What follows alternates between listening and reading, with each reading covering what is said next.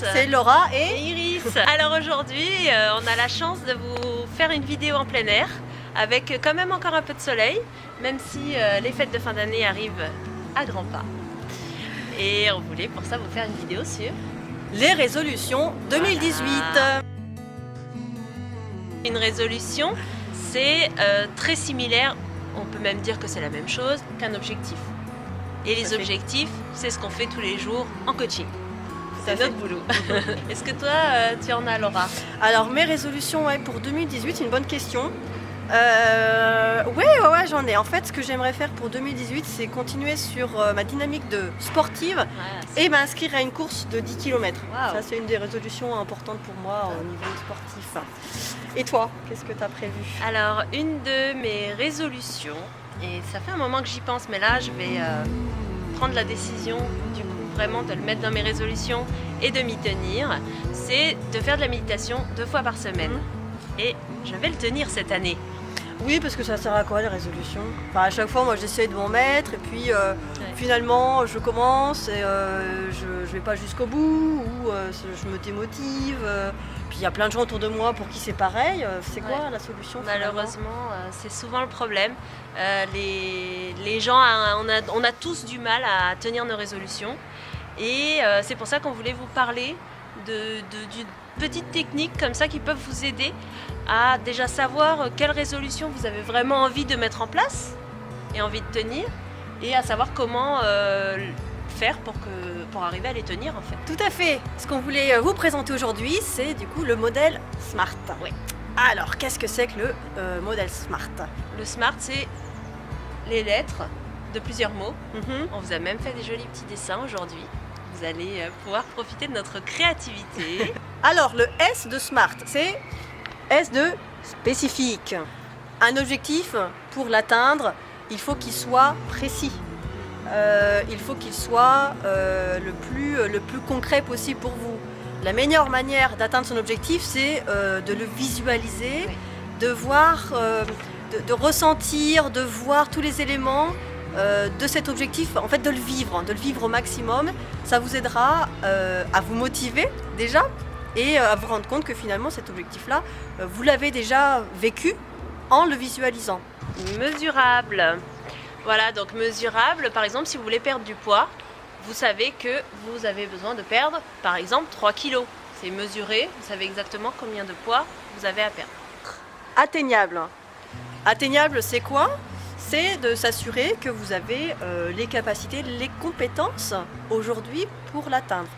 Éventuellement, imaginez, voir ce qu'il vous manque aussi pour atteindre cet objectif-là. En tout cas, se poser cette question-là. Est-ce que mon objectif est atteignable? Est-ce que j'ai les compétences suffisantes qui sont demandées pour atteindre cet objectif-là? Réalisable.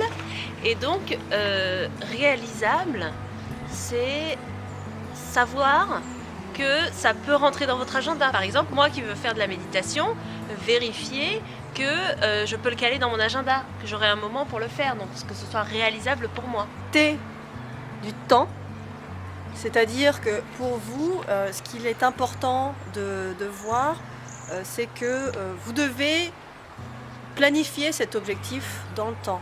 Un objectif se planifie sur les 3 prochains mois ou voire 6 mois. Au-delà, c'est trop lointain et dans ce cas-là, le cerveau va se démotiver puisque vous savez que vous avez le temps, donc vous avez tendance à pas mettre toute la motivation et toute votre énergie à atteindre cet objectif-là. Donc sur 3 à 6 mois, déterminer, ça peut être d'ici 2 semaines, mais en tout cas déterminer dans le temps à quel moment vous souhaitez avoir atteint cet objectif. Ensuite, nous avons le E qui est bien plus souvent utilisé en coaching et qui est le E de écologique. Donc écologique pour vous-même, pour votre environnement personnel, professionnel, que ça soit en accord avec vos valeurs.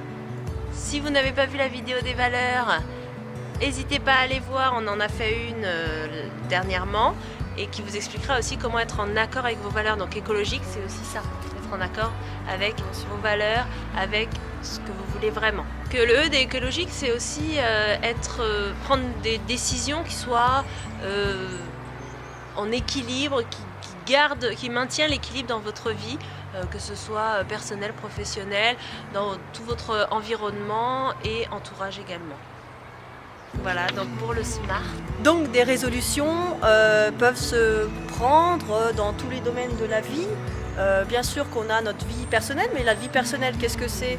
C'est prendre des résolutions pour améliorer sa vie de couple, améliorer sa vie familiale, améliorer ses finances, améliorer sa carrière, éventuellement faire une formation, changer de travail, obtenir une promotion. Vous avez le domaine des loisirs, de la santé, du cercle d'amis. Donc vous voyez qu'en fait on a beaucoup de facettes à travailler au quotidien. On est multiples, hein, donc vous pouvez aller chercher des objectifs ou des résolutions à atteindre dans ces différentes facettes. On a tendance parfois à se focaliser sur une partie de notre vie ou de notre difficulté, et c'est un cercle. Donc parfois si on améliore sur une facette, ça peut se répercuter sur les autres. Vous pouvez mettre pause tout de suite à la vidéo si vous le souhaitez, prendre un stylo, un papier, écrivez vos résolutions en ayant ce SMART en tête, en vérifiant.